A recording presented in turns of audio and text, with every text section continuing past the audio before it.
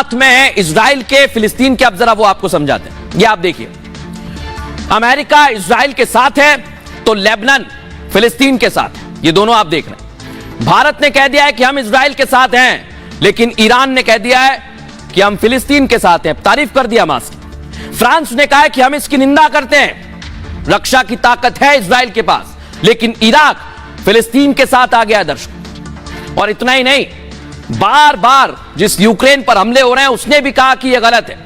Volodymyr Zelensky कह रहे हैं कि हम इजराइल के साथ हैं। तो सीरिया आप देख रहे हैं, ये सारे इस्लामी मुल्क हैं और यहीं से फंड मिलता है।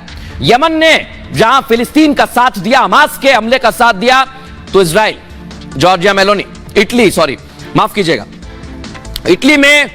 इटली भी इजराइल के साथ आ गया और आयरलैंड भी इजराइल के साथ आ गया। वहीं यमन आपने देखा फिलिस्तीन के साथ आ गया। और ये वो बड़े देश हैं जो साथ आए हैं। ग्रीस इजराइल के साथ है, यानी देश लगातार ये बता रहे हैं कि हम साथ में हैं इजराइल के और वो ताकत रखता है। अब आपको सुनाते हैं अंतर्राष्ट्रीय मामलों के जानकार रविंदर जी क्या कुछ कह रहे हैं इस पर, सुनिए जरा। ये जो इजराइल फिलिस्तीन का ये जो आज हुआ है अटैक हमास का, इससे दुनिया अवश्य दो भागों में और बटेगी। आप इसका एक मापदंड ऐसे देखिए, इस हमले का रिस्पांस अमेरिका और यूरोपीय देशों से कैसे आएगा। वो सब कहेंगे हम इजराइल के साथ खड़े हैं। काफी सारे ऐसे देश होंगे जिनका स्टेटमेंट्स आएंगी कि हम इजराइल से संवेदना प्रकट करते हैं, परंतु हमास का भी कॉज है। तो ये जो दो भाग हैं, इसमें दुनिया और भटेगी। जहां तक बात है कि ईरान इसका मास्टरमाइंड है, हाँ हो सकता है। और एक और कारण है इस टाइमिंग का, सऊदी अरब और इजराइल अपने रिश्तों को शायद नॉर्मल करने की बात कर रहे थे, जो अमेरिका करवा रहा है। उसमें भी पैलेस्टाइन का कुछ तो सोल्यूशन आना था, पर वो नहीं आना था जो पैलेस्टीनियंस चाहते हैं। तो हमास ने ये अटैक पूरी तैयारी के साथ इसलिए भी करा, हो सकता है इस टाइमिंग पे, ताकि सऊदी अरेबिया और इजराइल के जो रिश्ते नॉर्मल हो रहे हैं उनको टॉर्पीडो कर दिया जाए। और उसमें हाँ डेफिनेटली, क्योंकि हमास को ईरान की बैकिंग है और शिया ग्रुप्स की भी बैकिंग है, उनका भी हाथ तो डेफिनेटली है, क्योंकि इनके पास जो आर्म्स, रॉकेट्स और पैसा आता है वो उन्हीं सोर्सेज से आता है। तो देखा आपने, इजराइल के साथ कई देश हैं और यह बहुत महत्वपूर्ण है, लेकिन इजराइल के पास भी ताकत है। लेकिन अभी इस समय इजराइल में आप देखिए क्या स्थिति हो रही है, यह आपको दिखा रहा हूं मैं। अलग अलग जगह से तस्वीर सामने आ रही है और इजराइल में लोग एयरपोर्ट की तरफ भाग रहे हैं, क्योंकि जैसे ही हमला हुआ लोग परेशान हो गए एयरपोर्ट की तरफ। कई इलाकों से ऐसी तस्वीर सामने आई है जहां इजरायलीज, जो इजराइल के लोग हैं, वो एयरपोर्ट गए। अगली तस्वीर आपको दिखाता हूं, क्योंकि एक बहुत बड़ा ग्रुप ऐसा है जो जश्न मना रहा है। ये देखिए आप, फिलिस्तीन में कैसे जश्न मनाया जा रहा है वो आपको दिखा रहा हूं मैं।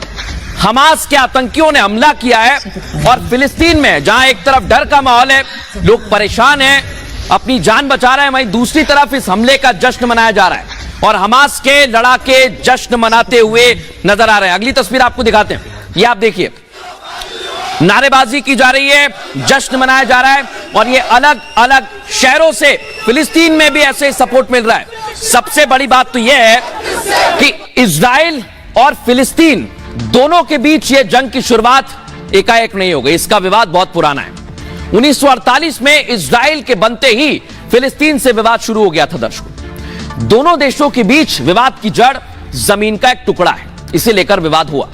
फिलिस्तीन पूर्वी यरूशलेम पर दावा करता है, वहीं यरूशलेम को वो अपनी राजधानी तक बताता है, लेकिन इजराइल यरूशलेम को छोड़ने के लिए राजी नहीं है। इसी तरह वेस्ट बैंक और गाजा पर फिलिस्तीन दावा करता रहा है, लेकिन इजराइल फिलिस्तीन के इन दावों को मानता नहीं है। गाजा को लेकर दोनों देशों के बीच युद्ध जैसे हालात बन गए, देख रहे हैं आप।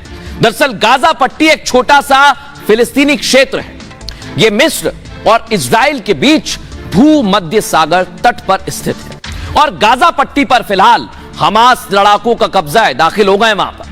हमास इजराइल विरोधी और फिलिस्तीन समर्थक आतंकी गुट है और इजराइल का दावा है कि फिलिस्तीन ही आतंकी गुट को बढ़ाता है, यानी हमास के हमले और आतंक के पीछे फिलिस्तीन का हाथ है।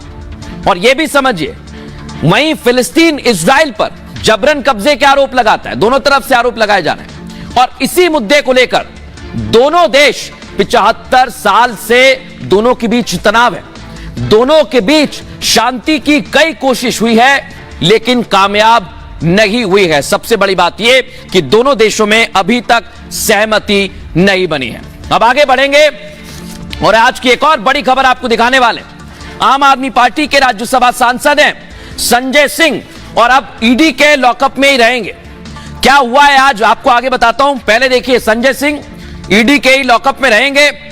हाल ही में गिरफ्तार किए गए ईडी के द्वारा, और आज बड़ा